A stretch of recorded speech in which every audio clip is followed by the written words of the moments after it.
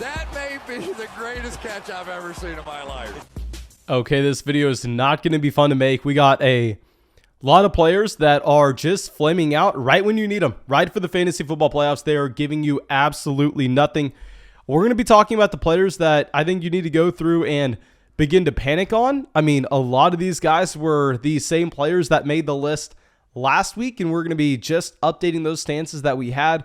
But of course, sadly, before we get into it, make sure you go down there, drop that like, leave a comment, and subscribe to the channel. That way you can get entered in to win a free Fantasy Flock Network hat. Winners for this video are going to be Tyler and Chase. Thank y'all so much for being a part of the flock and supporting the channel. And also, make sure you go sign up for Underdog Fantasy. On Underdog Fantasy, there'll be a ton of drafts where you can avoid drafting these players if you're going to be getting in a draft just for week 15, or there are going to be a lot of options for you to go bet the unders on these players, trying to make some money. And I will say, this past week, I lost a lot of money on Underdog Fantasy, but you can be an automatic winner when you sign up and you use promo code FLOCK, because they'll match your first deposit dollar for dollar up to $100. But I think that should be it. Let's go through. Let's dive into this list. There's no better player to start it off with than Ezekiel Elliott at 1. I mean, with Zeke, he was on this list last week. And then I was saying, okay, yeah, we had to be worried. I mean, we didn't rank him that highly or anything. And then Tony Pollard is out. Then Tony Pollard is not going to be active this game. And my mind completely changes. If someone Sunday morning asked me, Mason, should I start Ezekiel Elliott or player X?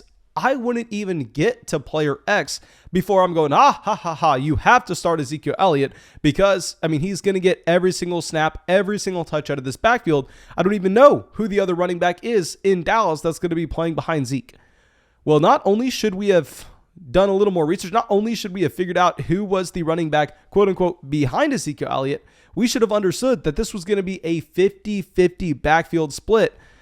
Now, I will say, while Corey Clement does get the majority of the carries in Dallas, maybe you come through, maybe you make the argument that they were just resting Ezekiel Elliott in the third quarter because this game looked like it was completely out of hand. I don't really think that you should try to make that argument, because with Ezekiel Elliott, it honestly doesn't really matter, because he not only, sees less carries than Corey Clement this week, but at the same time, Ezekiel Elliott continues to look bad at the game of football. He continues to just not be impressive, not be athletic by any means. If you're looking at the fact that he's had 185 carries so far this season, 810 yards, averaging like 4.3 yards per carry. Now, keep in mind, yards per carry is a horrendous way to evaluate running backs because it takes so many variables, throws them into just one. If you're trying to go through and evaluate running back performance based off of that, you're going to do a pretty bad job. But it's at least a starting spot, because we can all acknowledge that's a pretty damn good offense. With Dak Prescott under center, with Amari Cooper, CeeDee Lamb, Michael Gallup taking so much defensive attention, you would imagine that a running back would have an easy time here. You would imagine that a running back could be pretty damn effective. Obviously, with Ezekiel Elliott, you can come out here and you can blame it on the injury, but does it really matter if we blame it on the injury? Because like if I come out here and say, oh, you know what, it's just Zeke's knee, don't be thinking Zeke is bad. Who the hell cares if it's Zeke's knee? Who the hell cares if it's just this many touches he has had throughout his career finally catching up on him? It doesn't really matter, because at the end of the day, Ezekiel Elliott, he goes out there, he's playing every single week, and he's disappointing every single week. Now, what I'm concerned with is, even if he's able to get a little healthier this next week, Tony Pollard, if Tony Pollard plays and they're already going through and just giving Corey Clement that workload, what is Tony Pollard going to get? Because Tony Pollard has looked good in Dallas. Tony Pollard has looked dynamic when he's touched the ball. While Ezekiel Elliott in this offense, and like I said, this is a bad way to evaluate running backs. You should not be doing this. But we can at least have a starting point, because they are similar situations. Now, you can make the argument that Ezekiel Elliott's in the game closer, just say on short down scenarios. He's in the game whenever it's 3rd and 1, and you're not necessarily assuming that they're going to be able to pick up a large chunk play off running it up the middle. It doesn't really matter how you cut it. Right now, Tony Pollard is almost at 6 yards per carry. Ezekiel Elliott's down there at 4.5.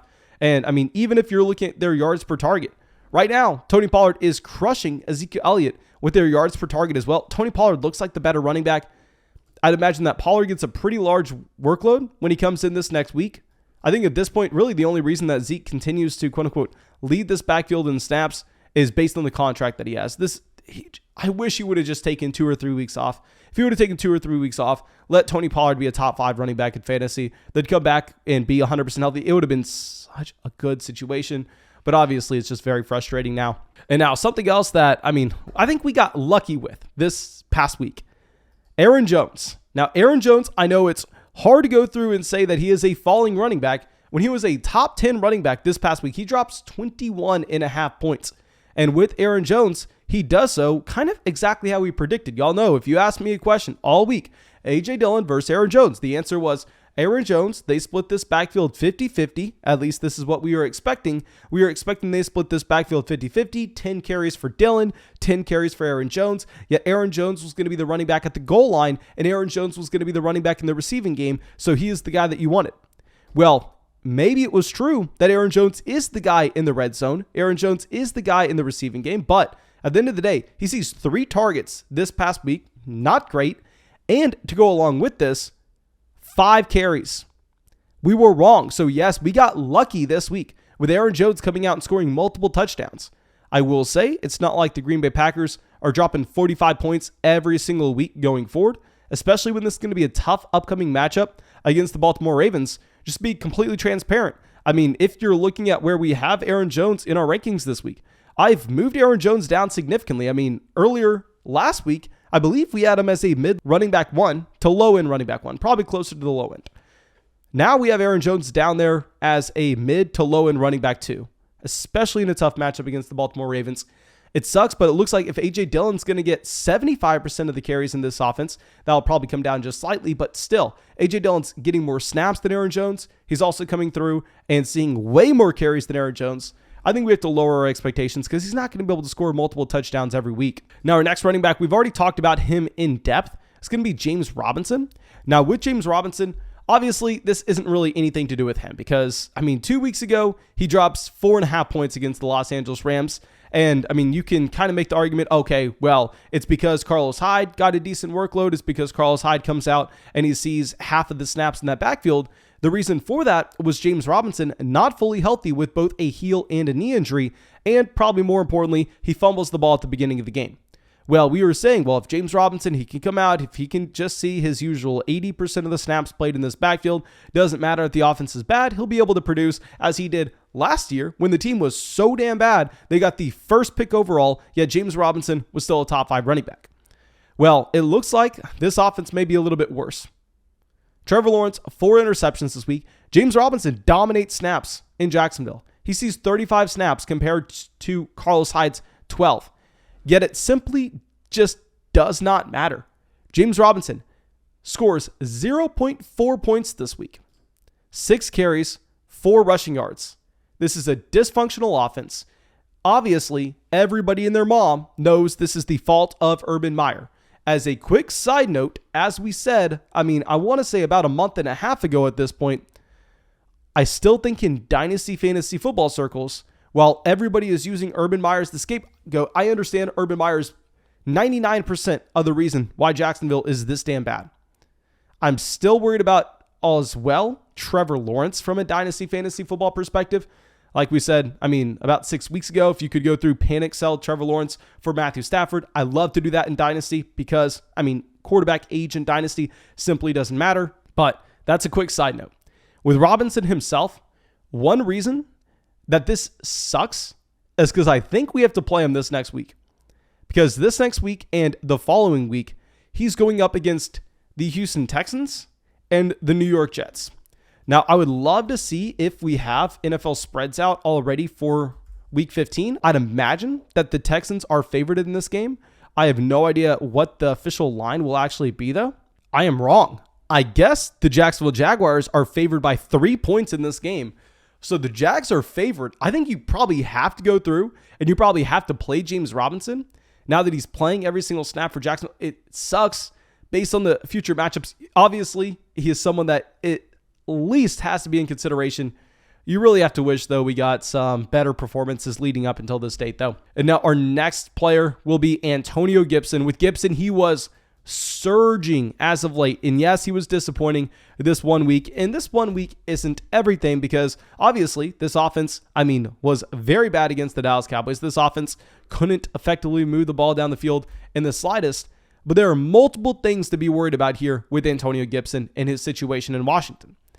A, Terry McLaurin looking like he's going to miss. If Terry McLaurin misses time here, this team will go from having, Terry McLaurin, Logan Thomas as okay pass catchers, obviously nothing special, to then their top receivers are going to be Adam Humphries, DeAndre Carter, and Cam Sims. I think you can make the argument that they probably have the worst receiver core in the entire NFL at the moment. To go along with this, you're going to be getting J.D. McKissick added back in to this offense. So I think with Washington, obviously Antonio Gibson, he has a bad week this week, which is kind of whatever. I don't necessarily think that's going to be too predictive going forward. What's more predictive is the fact that you're adding in his complementary running back who gets involved in the receiving game, and you're making this offense worse in general. So there are going to be less trips to the red zone, and Antonio Gibson is going to have a lower percentage of the touches in this offense. So this offense is getting worse, and Antonio Gibson accounts for less of it. I think you probably have to be a little concerned going up against the Eagles and the Cowboys the next 2 weeks. Don't necessarily think we should be looking too much into these matchups. They're kind of whatever in both cases. I just think you have to be worried about Gibson. And now our next player will be someone y'all know we loved. Our most common start to drafts this year was Adams in the first, Mixon in the second, and Joe Mixon here just disappointing heavily this past week. Joe Mixon was outscored by Ezekiel Elliott this week. Now, yes, he does get 18 carries, which is great. He gets 2 targets out of the backfield as well. Now, it was a tough matchup. I'll be the first person to admit that. But what is frustrating is Joe Mixon somehow is not getting used in the receiving game. And what is so funny is with Joe Mixon, the running back in his backfield that is getting used as a receiver is Samaje Perine. Now, if you don't know about Joe Mixon and Samaje Perine, they actually both were drafted in that 2017 draft class. Samaje Perine went to the Washington football team in the 4th round. A lot of people thought he was going to be something from a dynasty fantasy football perspective. He wasn't. But nonetheless, what's really funny is, let me go. Okay, so that would have been 2016 OU. Let's go through and let's look at what you actually had with the involvement of these running backs. And it's pretty funny in that Samaje Perine, he was the first and second down grinder. Samaje Perine was up there averaging, let's just say he had about 200 rushing attempts in college in the same backfield with Joe Mixon, where Joe Mixon was down there at 187. Now, as a receiver, Joe Mixon was a great receiving running back coming out of college. I have never understood this. I don't understand how he does not get this involvement in the NFL. He had 37 receptions his final year at OU. Samaje Perine had 10. How are they now using Samaje Perine as the running back in the receiving game? Samaje Perine runs 22 routes and sees 5 targets out of the backfield this week, where Joe Mixon runs 15 routes and sees 2 targets. This is something I did not expect at all. One of the reasons I was drafting Joe Mixon aggressively in the 2nd round this year is based on the idea that Giovanni Bernard leaving to Tampa was going to open up a decent amount of targets out of the backfield, because there's no way in hell, at least in my opinion, that Samaje Perine would get that work. Well, if this is something that we have to be concerned with going forward, Joe Mixon is going to be more so like a Josh Jacobs player in a better offense. That's about the comparison I'd give for him, which of course is not that exciting. And now our last running back we'll talk about, also looking like he is just getting scaled back in the receiving game, will be Cordarrelle Patterson. And with Cordarrelle Patterson here, he is legitimately a former wide receiver. In this past week, he runs 12 routes out of the backfield, where Mike Davis is up at 15. Mike Davis sees 6 targets to Cordarrelle Patterson's 4. It's frustrating. Trust me, I wish Mike Davis was giving everybody who drafted him a total of 0 fantasy points, considering the fact that I know nobody watching this channel drafted Mike Davis. And at the same time, I have so many best ball teams that have a total of 0 shares of Mike Davis, and I want a lot of other people that feel that pain for drafting him. Yet he's coming out. He's increasing his role in this offense. If you look at the past month for Mike Davis, and this is something I wanted to ignore a couple weeks ago, 4 targets, 4 targets, 4 targets, 6 targets. He had 11 carries this past week against the Carolina Panthers. Cordarrelle Patterson definitely getting scaled back here. I don't know why. The snaps have really never been there for Cordarrelle Patterson. Mike Davis has always had more snaps on a per game basis than him. But, I mean, we were kind of fine with that because when Patterson was getting on the field, he was getting targeted at a heavy rate. I mean, he was getting the carries out of the backfield. Yeah, he's leading the team in carries, but you also need the usage in the receiving game. That's why you like Cordarrelle Patterson. Very frustrating there. And now let's go to our next player, and this is going to be going over to the Chicago Bears offense, where Darnell Mooney, I think, has to be a falling wide receiver because he comes through, plays 57 snaps compared to Allen Robinson's 48. Allen Robinson actually leads the team in targets at 6. And here with Darnell Mooney, I mean, this is a wide receiver now that back-to-back weeks has regressed just slightly. Mainly want to include him on this list because I was getting a little worried earlier this year with everybody DMing me saying that we were going to have to chug that beer out of my shoe on a live stream because we were Darnell Mooney haters saying he wasn't going to be a top 15 wide receiver in fantasy. Well, he's the wide receiver 39 on a points per game basis right now, so looking good on that. But nonetheless, Darnell Mooney went from a wide receiver that with no Allen Robinson in his offense, he was getting 16 targets in a game, then 8 targets in the following game, then 7 targets in the game after that. This past week, it gets scaled down to 5. Not only that, but at the same time, it was a pretty good day from the Chicago Bears offense. Now, you were looking at Las Vegas coming into the week, projecting Chicago to be the lowest scoring offense of the week, considering that this Green Bay Packers defense has some pretty quality defensive backs. And I mean, the spread on this game was 12.5. Now, they end up dropping a total of 75 points total together in this game, where Justin Fields, I mean, he has one of the better Justin Fields games in my opinion. He had 224 passing yards, multiple passing touchdowns at the same time. And Darnell Mooney was a wide receiver that was 4th on the team in receiving yards. He had 1 reception, 19 receiving yards. I don't think you can play Darnell Mooney a single week. I mean, especially if Damiere Byrd and Jakeem Grant are going to start producing as well. Now, our next player will be Kyle Pitts at tight end. With Kyle Pitts, I mean, this past week,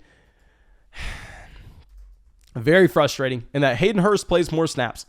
Kyle Pitts plays 36 out of 68 snaps here in Atlanta. I have to owe everybody an apology because y'all know I hated Kyle Pitts coming into the season, but at this point, it doesn't really matter. That was so long ago. But whenever you had Calvin Ridley stepping away from the game of football, I thought that Kyle Pitts was then an elite tight end. I thought that, okay, well, he has to run every route. He has to go through. He has to play every snap. That's not the case. 36 snaps out of 68 potential ones with Hayden Hurst coming back into this offense. Now, of course, Hayden Hurst getting used a little bit more as the blocking tight end. Hayden Hurst with 1 target compared to Kyle Pitts with 6. Nonetheless, I think with Kyle Pitts, we went from having him as a wide receiver you weren't drafting to then having him as an elite wide receiver with no Calvin Ridley, then having to move him down a couple weeks ago as a mid tight end 1. And now I think he's going to be going all the way down to low end tight end 1, high end tight end 2. Very frustrating with Kyle Pitts and very frustrating with another tight end that, you know, whenever we weren't taking Devontae Adams in the first round, we were taking Travis Kelce in the first. Now with Kelce, I know it's frustrating that he doesn't produce at all this past week. I don't know if we can take anything away from this. Obviously, this is back-to-back weeks now with Travis Kelce, really just no production at all. I think we have to move George Kittle 100% over Kelce in our rankings. I mean, Kelce the past 2 weeks, literally an identical 3 receptions, 27 receiving yards. Really hoping we get the bounce back on Thursday night. You can't really take anything away from this game. I don't know if we should call Travis Kelce a fallen guy. I don't know what we should do with Kelce. Obviously, this is an offense that's nothing like what it's been in the previous few seasons. Just extremely volatile on a week-to-week basis.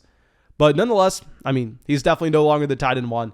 And yeah, that's all I got for you. Thank you so much for being a part of the flock and supporting the channel. If you have not done so already, go down there, drop that like, leave a comment on the video, subscribe to the channel. I know everybody watching this is subscribe, and go check out Underdog Fantasy. Use promo code FLOCK when you sign up, and they'll match that first deposit dollar for dollar up to $100. And I hope you have a great day, and I hope we get to see you out in the live stream tonight.